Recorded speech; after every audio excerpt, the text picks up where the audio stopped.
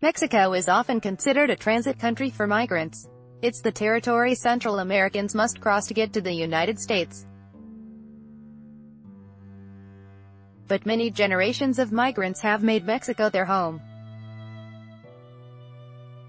From 1930s-era Spanish Civil War exiles and Jewish World War II refugees to South Americans escaping military dictatorship throughout the 20th century, Mexico has welcomed successive waves of immigrants.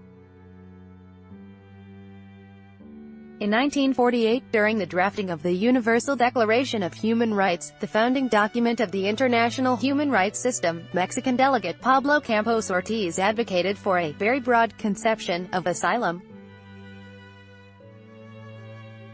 Seconding a Lebanese proposal, Campos Ortiz said the world should recognize not only the right of seeking asylum but also the right to be granted asylum.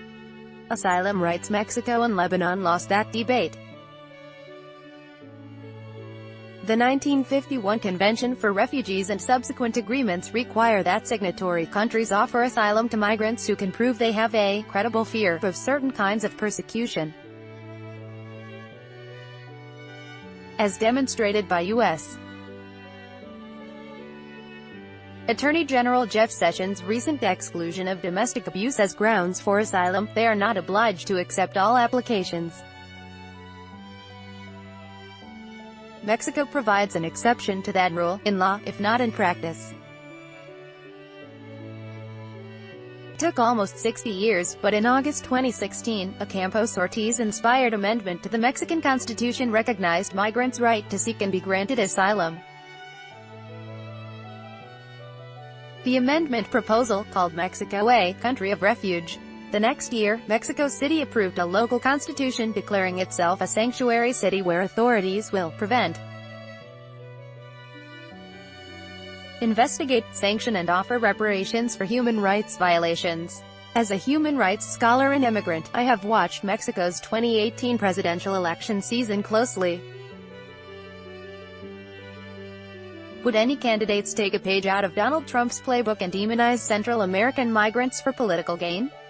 Migrants in the presidential election. Despite an official commitment to the rights of migrants, Mexico has recently followed the U.S.'s punitive lead on immigration. Between 2007 and March 2017, the U.S. government invested $1.5 billion in the Merida Initiative, a U.S.-Mexico partnership officially intended to fight organized crime and associated violence while furthering respect for human rights and the rule of law. In recent years, however, Merida Initiative funds have gone toward enhancing Mexican immigration enforcement. At the urging of the Obama administration, in 2014 Mexican President Enrique Peña Nieto launched an aggressive arrest and deportation program along its southern border. The U.S. has funded Mexico to increase enforcement along its southern border with Guatemala. AP photo, Rebecca Blackwell. The program of Frontera Sur targets Central American migrants attempting to cross Mexico. U.S.-trained Mexican immigration officials use American-funded surveillance towers and biometric data equipment to control the southern Mexican states of Chiapas, Oaxaca and Tabasco. Nearly 40% of Central American migrants entering Mexico are fleeing violent attacks or threats back home, according to Doctors Without Borders. But Mexican authorities still routinely force people to return to dangerous conditions, Amnesty International reports. This practice, known as refoulement, it is illegal under domestic and international law. Despite Trump's Twitter claims that Mexico has done nothing at stopping people from coming to the U.S., the Frontera Sur program has proven effective. Between 2014 and 2015, Mexican deportations of Central American migrants, primarily Guatemalans, Hondurans and Salvadorans, more than doubled, from 78,733 in 2013 to 176,726 in 2015. During the same period, detentions of Central Americans along the U.S. border fell by half. walking the walk from restrictions on asylum claims to mass deportations. The Trump administration's draconian immigration policies may actually push Mexico closer to becoming the refuge country it claims to be. According to a 2017 study by the country's National Human Rights Commission, around 20% of 1,000 Central American migrants surveyed while passing through Mexican territory have now decided to stay in the country.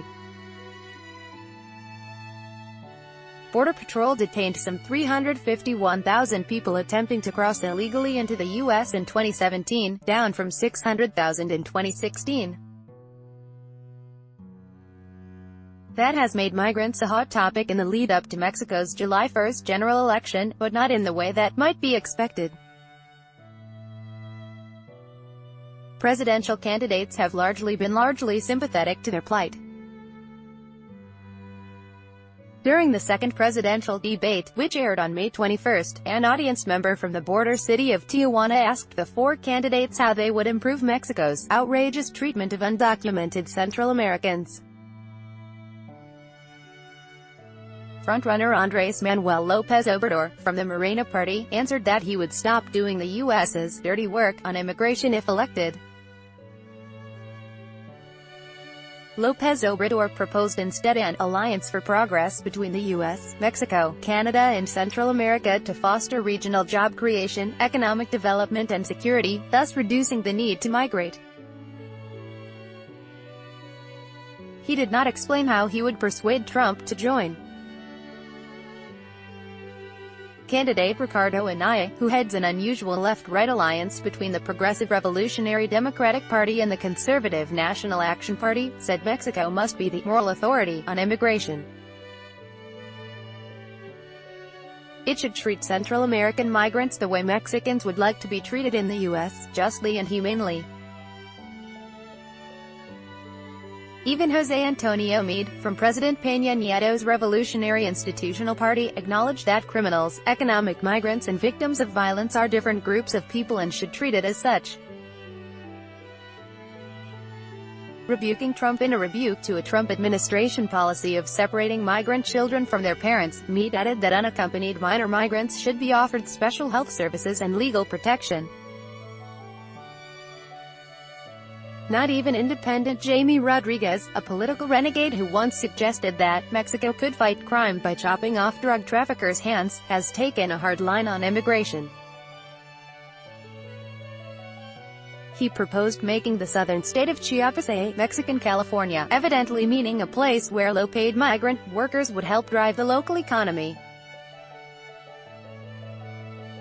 None of the candidates attacked migrants in a populist bid to win votes.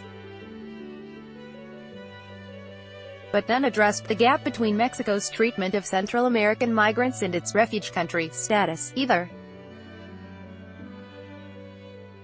For the next president, complying with Mexico's new humanitarian law will mean passing policies that truly take migrants' rights seriously. Luis Gómez Romero, senior lecturer in human rights, constitutional law and legal theory, University of Wollongong. This article was originally published on The Conversation. Read the original article.